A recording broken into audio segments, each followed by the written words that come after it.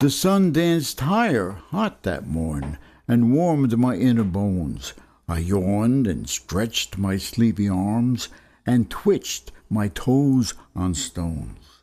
The carpet green around me blossomed golden hue, while birds and bees and other trees busied themselves too.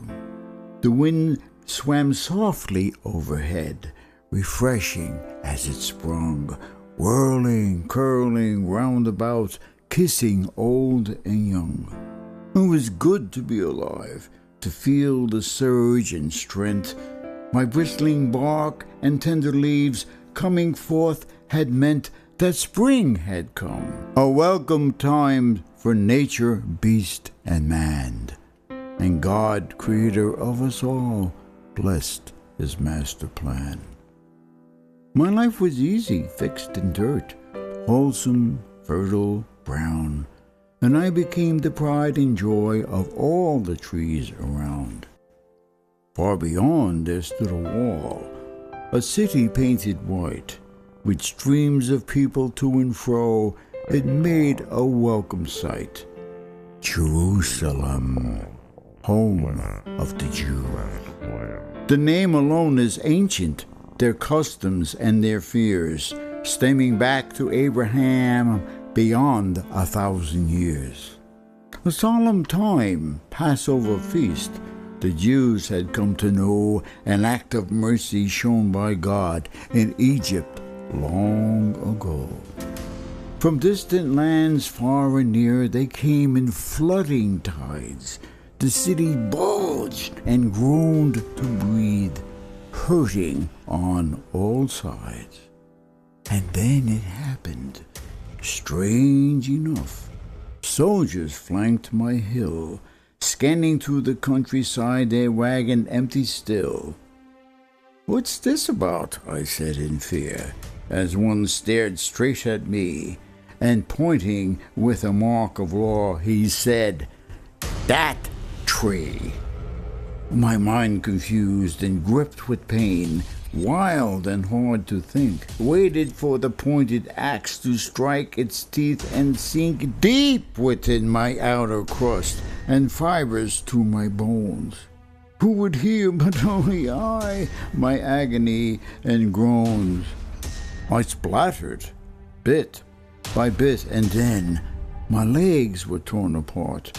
Scattered on the carpet green, the pounding of my heart sent me reeling round until my body crashed and roared, thundering upon my hill, plucked and partly gored.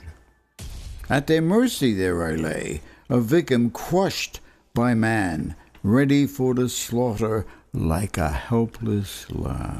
My arms were swished by strokes, my hair leaves copped off clean. All the pride I had was gone. And what did it all mean? They carried me with others too, and dumped us in their cart. Crushed, I cried the burning tears that filled my broken heart. We clumped and bumped along the road until a halt was called, stopping in a courtyard where the outer rim was walled. Footsteps clamored heavy, close, and then I saw this hand, hairy, huge, horrendous, hard, point in quick command. "Take them, put them over there," he growled harsh and coarse. Muscles bulging thick and firm, his cat eyes spelled brute force. He grabbed my arms and slammed me down a table by his side, and with an axe, bold and cold, skinned me half alive. I screamed, I cried for mercy's sake, but did he hear or care? No, his heart was taught to kill, no matter who or where. When I was through, my body churned, punctured, crunched, complete. cut from end to show 6 inches by 11 feet. Again he picked me up and crashed me down, splintered, spliced, half dead, spinning to unconsciousness when I hit my head. The cool of the evening woke me up. The courtyard moonlight scene drenched me with the thought of what another day would mean. But then I closed my eyes to sleep, forgetting about the past, too hard to move or even cry. I slumbered deep and fast. A shrill cry of the morning broke the silence of the night. A hand-capped voice somewhere up high welcomed in the light. The wind in whirlpools circled sand and danced the wayward thorns, shadows, shields, and tools of war, flags on poles and horns. Hanging on the world around a fortress to behold, of fighting men whose lust to kill was presently controlled. My eyes sped side to see 3 pillars made of stone, and each a ring of iron attached with signs of torture known. Suddenly, an angry cry thundered burst my ears. Away with him!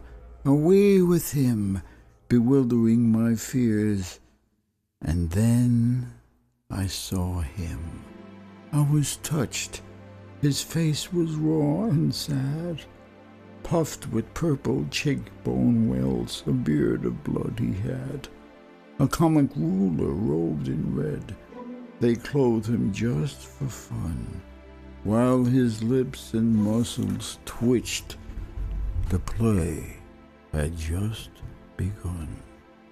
A soldier led him to the post, removed his robe and things, and then his wrists above his head were tightened to the ring. Quivering, the man stood still, while soldiers came to see, waiting, watching, wondering, witnessing with me. Oh, so many questions crossed my mind. What did he do and say? Why did they mock him as a king and torture him this way?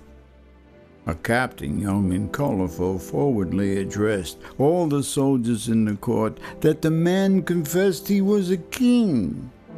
King of the Jews. Ha! The laughter roared, because the soldiers knew none was king but Caesar, and loyalty was due. Soon the hateful, heartless one stomped upon the scene, bringing grins and shallow smiles, positions slightly leaned. Closer, closer to the stone, he stalked to see the man, and stepping back 6 feet behind, this weapon curled his hand. Leather straps, like octopus, dangled on the stones, clad in clustered balls of lead and strips of sharpened bones, waiting, wantonly for the captain's sign, flashing, flipping, tearing deep, flesh to crush and grind. Go!